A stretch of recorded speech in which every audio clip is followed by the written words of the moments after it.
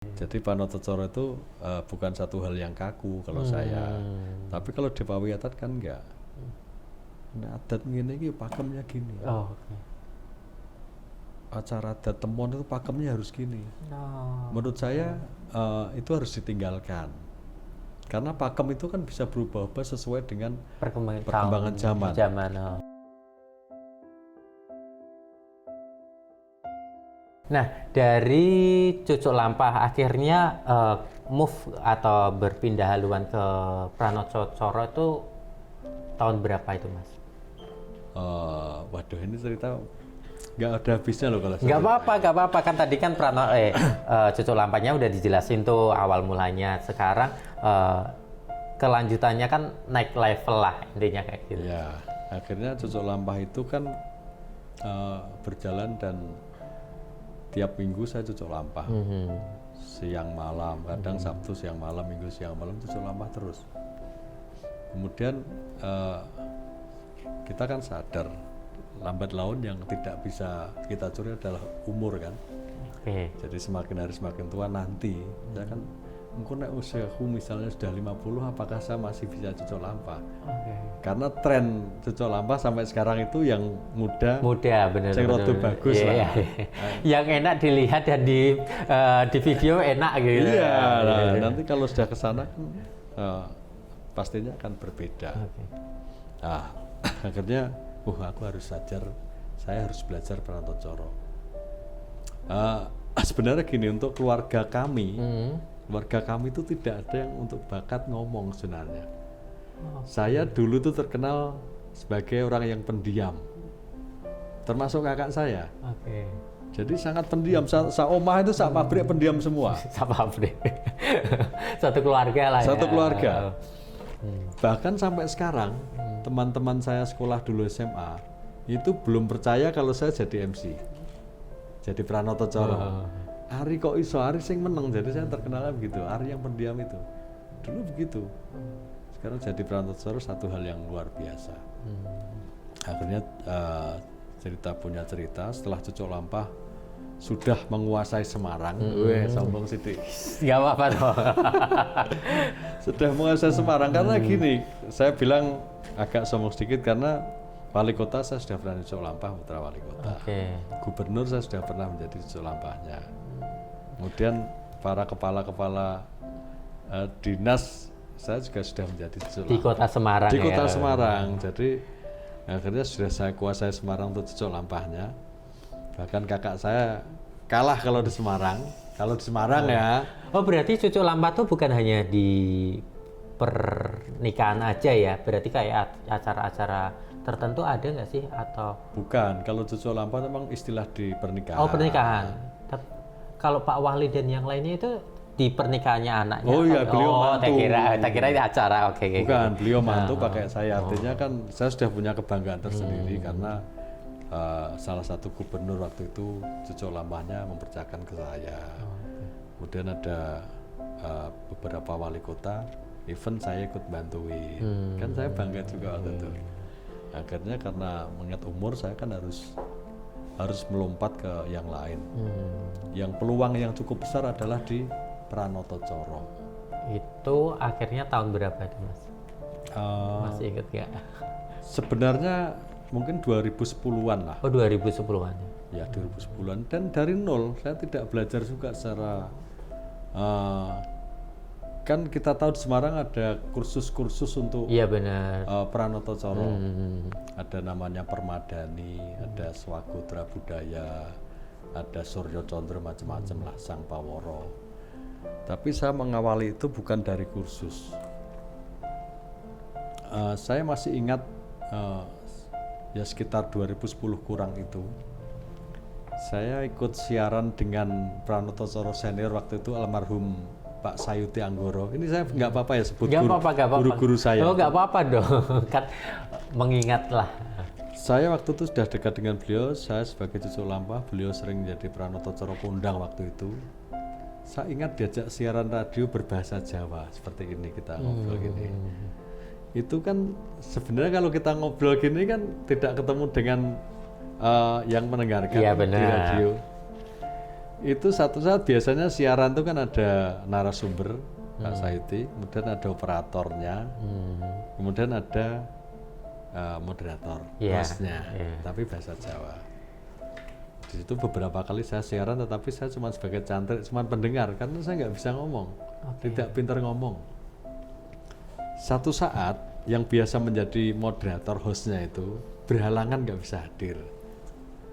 Nah, Pak Sayuti maksa saya. Mas Ari jadi moderator. Lah kula makai ngomong nopo? Saya bicara apa saya gitu. Bahannya apa? Lah bahannya apa? Wis pokoke ngomong. Lah sing diomongke apa masa moderator ora iso ngomong. Ya udahlah nanti kita saling saja Pak Sayuti gitu. Kan kalau bahasa Jawa itu kan mesti nuwun kula nuwun para pamirsa radio apa kan. Itu saya ndredeg nggak keluar saya grogi lagi. Nggak ada yang nonton itu saya grogi. Cucuk Lampa sudah. Sedangkan itu di studio. Di studio loh nggak ada yang nonton. Ini mungkin teman-teman yang lihat saya sekarang MC itu nggak percaya kalau saya ceritakan. Di situ saya grogi, suara saya tuh nggak keluar, dredeg lah. Padahal nggak ada orang. Aduh aku piye, stres saya, stres juga. Itu awalnya dari itu. Terus mulai itu ada almarhum juga namanya Pak Gianto, dulu Pranoto Coro Kondang waktu itu. Saya izin ke beliau, Pak, mbok saya diajari Pranoto Coro. Ya mbok yo, saya alhamdulillah itu dengan semua orang itu baik semua. Dan saya selalu menghargai siapapun, walaupun muda, tua itu saya tidak pernah mencari pesaing atau mencari musuh, saya nggak pernah. Jadi semua orang pasti saya baikin, itu prinsip hidup saya. Ini Mbak Ajar, saya ingat waktu itu menjelang akhir resepsi, belajarnya caranya piye? Gimana Pak Gianto? Ini sudah almarhum juga guru-guru saya. Terus ngomong apa gitu. Terus kita kasih mic saya. Ini mic ngomong apa Pak? Terserah ngomong apa. Lho bosone napa? Ya iso apa? Pak Gianto tuh. Jawa yuk, monggo bahasa Indonesia silakan. Terus yang tak ngomong kayak apa Pak? Sakarepmu gitu Pak Gianto itu. Sudah almarhum. Jadi akhirnya saya dikasih mic. Satu ngomong apa ya? Ngomong pengumuman kalau nggak salah di akhir acara. Mohon untuk keluarga yang belum foto, mohon mendekat di pelaminan karena ada acara sesi foto keluarga. Seperti itu, tapi dalam bahasa Jawa waktu itu. Masih ndredeg. Nervous lah ya. Ndredeg terus sampai lama itu, sampai proses. Memang saya nggak ada bakat di ngomong. Akhirnya pelan-pelan ternyata banyak yang kan pasti kan sharing dengan senior toh. Itu piye. Kurangnya apa, tambahnya apa. Ketika ngomong di depan audien harus bagaimana supaya kita pede. Ternyata ada ilmunya semua. Jadi ilmu itu saya dapat sambil jalan dengan mengikuti para Pranoto Coro senior. Kebetulan sebagai cucuk Lampa, saya kan diketemukan dengan banyak Pranoto Coro yang berbeda. Jadi saya beruntung menjadi cucuk Lampa di wedding Papan Atas Semarang, ketemu dengan Pranoto Coro Papan Atas Semarang. Jadi saya banyak meniru. Oh ini Pak Gianto tadi yang spesialnya di sini, Pak Sayuti ini di improvisasinya. Kemudian ada bapak yang lain, misalnya Pak Antonius ini di pakemnya, ada Pak Suko, itu guru-guru saya semua. Nah, akhirnya baru tahun 2014-15 lah saya kursus di Permadani. Di Semarang itu? Di Semarang. Di Semarang. Jadi ada kursus Permadani, walaupun tuh guru-gurunya saya sudah kenal semua. Jadi saya ikut kursus bagaimana ternyata lebih inilah supaya legalitasnya saya sebagai, walaupun saya sudah laris waktu itu 2015. Kemudian apalagi ya, pokoknya banyak sekali pengalaman. Nah di dalam dunia ini kan kalau di wedding sales atau di season berisana kan mengenalnya kan entertain lah. Nah ini kan masuknya ke entertain. Nah itu kan pasti kan suka dukanya pasti akan ada, ngerasain suka duka ya, hal-hal yang maksudnya membuat oh ternyata tuh kerja di dunia perweddingan sebagai Pranoto Coro tuh ya kadang kayak gini, ya disalahin atau apa gimana? Boleh diceritain nggak sih Mas? Kalau saya sekarang, alhamdulillah, saya kan prinsip saya tadi, pertama harus berbaik-baik dengan orang, semuanya. Dan saya selalu menghormati yang lebih muda dari saya, termasuk teman-teman dokumentasi. Mas Adet ini kalau ketemu walaupun lebih tua saya selalu menghargai siapapun. Ya say hello gitu. Iya, pasti kalau Jawa kan kita semuanya panggil Mas, walaupun masih muda saya panggil Mas. Mas Adet, nah itu Mas. Kemudian teman-teman perias, teman-teman dekorasi, semuanya saya mengenal, mulai dari bosnya sampai yang bawah. Jadi mulai tukang ngangkut piring itu, sampai bos-bosnya catering itu saya kenal. Jadi pertama saya harus baik dengan siapapun. Yang kedua dimanapun saya harus bergembira. Jadi gembira dan berbahagialah. Jadi kalau diceritakan dukanya, sebenarnya hampir tidak ada dukanya dalam hidup saya. Amin. Sebenarnya, tapi sekarang kalau dulu juga itu melalui proses yang panjang. Bagaimana saya harus bergembira selalu itu. Tapi kalau suka duka ini dengan Cucuk Lampah ataupun Panotosoro beraneka macam. Ada yang biasanya kan V ya. Iya. Iki sekene wis kerja tenanan, V-nya sedikit. Itu biasa. Tapi itu pun kalau sekarang selalu kita syukuri. Ya besar kecil yang didapetin disyukuri ini ya. Karena saya sering sharing dengan teman-teman Pranotosoro. Itu saya hampir selama berfungsi sebagai Pranotosoro hampir tidak pernah tidak dibayar. 100% saya dibayar. Ada satu yang tidak fair, saya masih ingat karena ini termasuk duka tadi. Itu karena miskomunikasi. Dan saya tidak tagih karena lainnya sudah merasa bayar, ada miskomunikasi. Tapi hampir 100% saya terbayar. Walaupun nilainya ya kadang besar kadang kecil, itu sudah rezeki. Itu jadi kan saya aneh kalau saya mendengar teman-teman loh, kadang saya dengan Nyon Sewu ya dengan si A vendor si B. Kadang kita ini pakaiannya kan dari Perias kadang. Iya benar. Ada Perias ini bayarnya suwi lain-lain. Saya itu nggak pernah. Saya terbayar terus ya kan, aneh ya. Kenapa? Rezeki Mas. Saya terbayar terus. Itu terus ya macam-macam lah cerita pengalaman saya menjadi. Wah pokoknya banyak cerita lah. Itu saya pernah mau Cucuk Lampah itu waktunya hampir nggak kejar. Itu dikarenakan sampai saya dandan pakai piskap di kereta saya pernah. Itu satu saat saya ada job di luar kota di Tegal waktu itu. Jadi jam 11 kan Cucuk Lampah. Jadi hari Minggu, hari Sabtu saya masih ngejob di Semarang. Saya mau berangkat malam itu pakai nyetir sendiri dengan teman.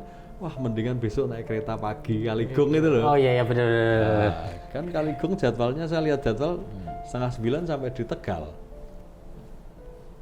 Itu ternyata waktu itu keretanya ada gangguan. Bannya rusak. Enggak, bukan rodanya. Bannya kempes. Jadi ada keterlambatan kereta itu. Akhirnya saya berangkat terlambat. Di kereta kan saya komunikasi dengan wedding organizer. Saya pesimis pasti saya terlambat, mau nanti carikan solusi apa. Tapi ditunggu Mas Ari karena waktu presentasi pengantin itu WO-nya, presentasi itu yang ditawarkan Mas Ari dan mereka sudah lihat videonya. Kalau yang datang yang lain nanti bagaimana? Tapi saya masih di jalan ini, masih keretanya aja belum jalan. Pokoknya komunikasi terus. Akhirnya 8:30 kereta jalan. Betulnya 8:30 sampai Tegal loh, itu masih jalan. Pasti di Semarang lagi. Masih Semarang.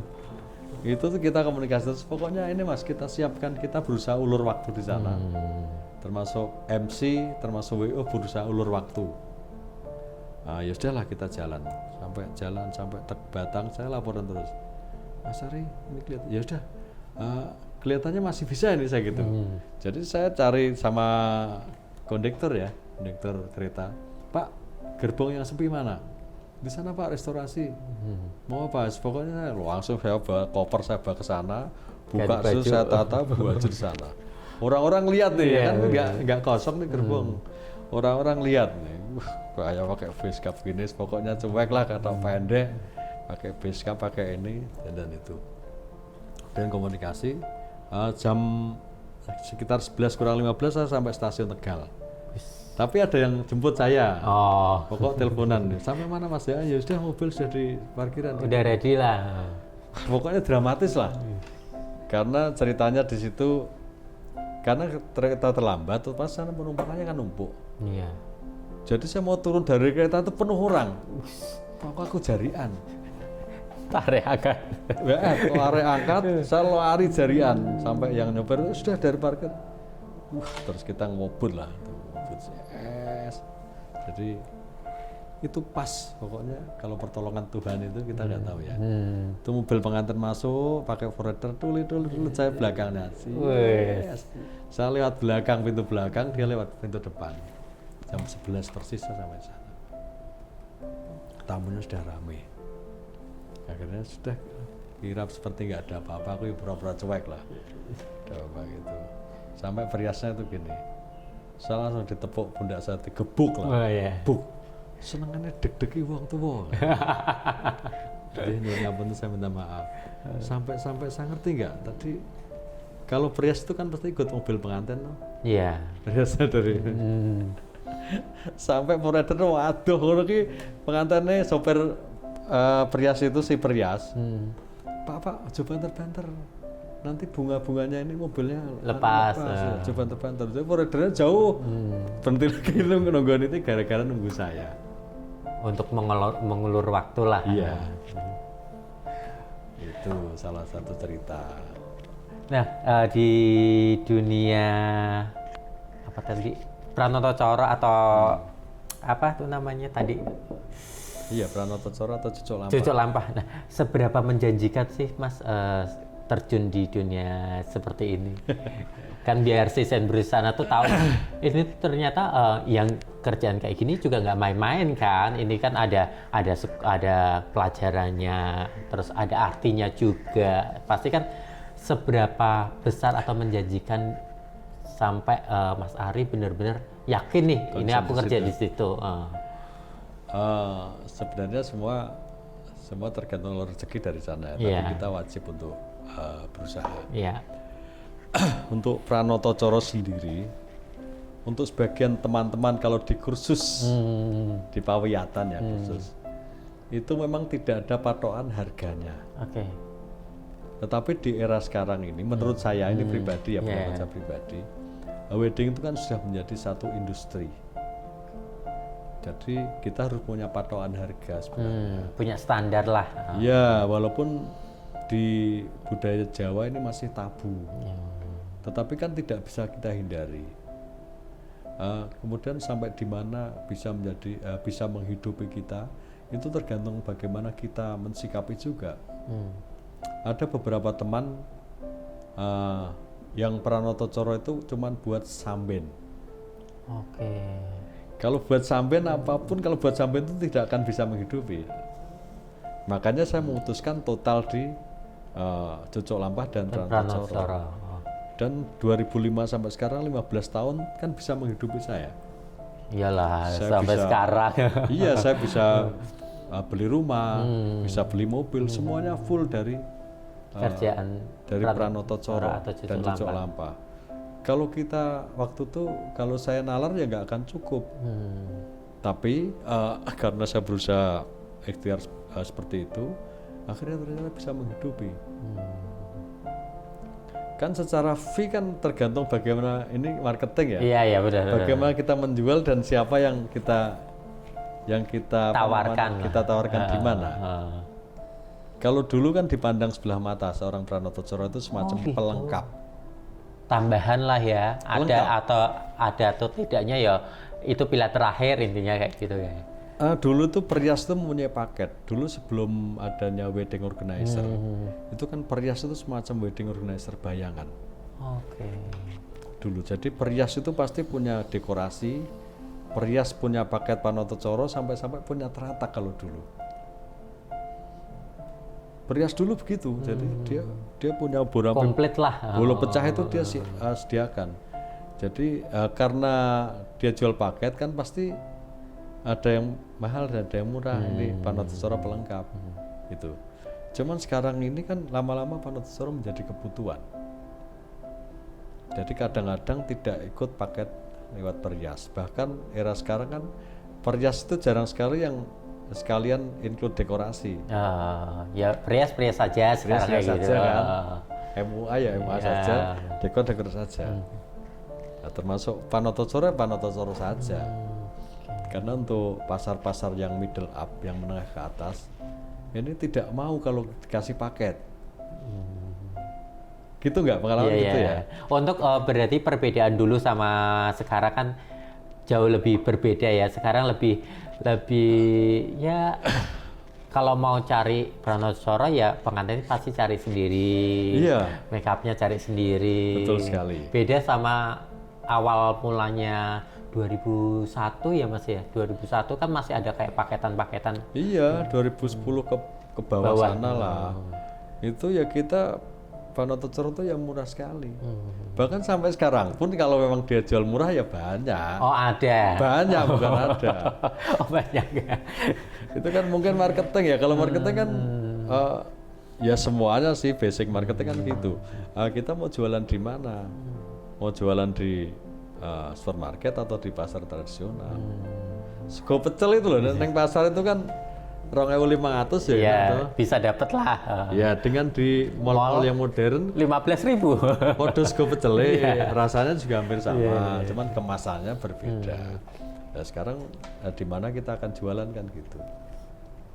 Termasuk dengan teman-teman saya begitu kan Panatosoro yang mungkin baru main ke tempat saya, pasti saya juga tidak akan pelit dengan pengetahuan yang saya tahu. Kamu jualan di mana?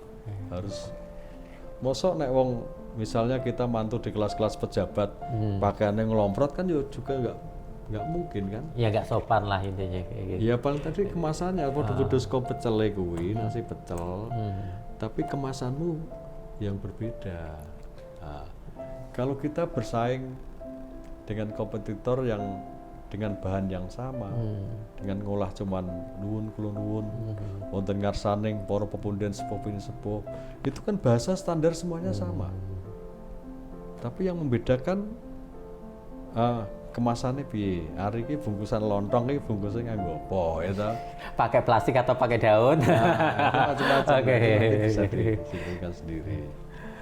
Wow, ternyata banyak ya, ya prosesnya awalnya, terus jadi Panatosoro atau cucuk lampa juga prosesnya ya nggak gampang, groginya ada, dredegnya ada. Tapi pernah salah ngomong nggak sih Mas? Ya sering. Sering ya? Sering, apalagi kalau aku kan maksudnya kalau aku pribadi kan sebagai anak sekarang lah, bahasa Jawa kan lumayan agak ditinggalkan lah daripada dulu kan masih ada kayak masih ada bahasa ya, walaupun sekarang tetap masih ada pelajaran bahasa Jawa, tapi kan untuk perbedaan dulu sama sekarang kan beda lah.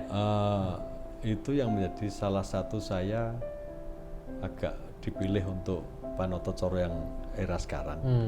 Walaupun usia saya sebenarnya sudah agak muda, tapi dianggap masih mewakili anak-anak sekarang.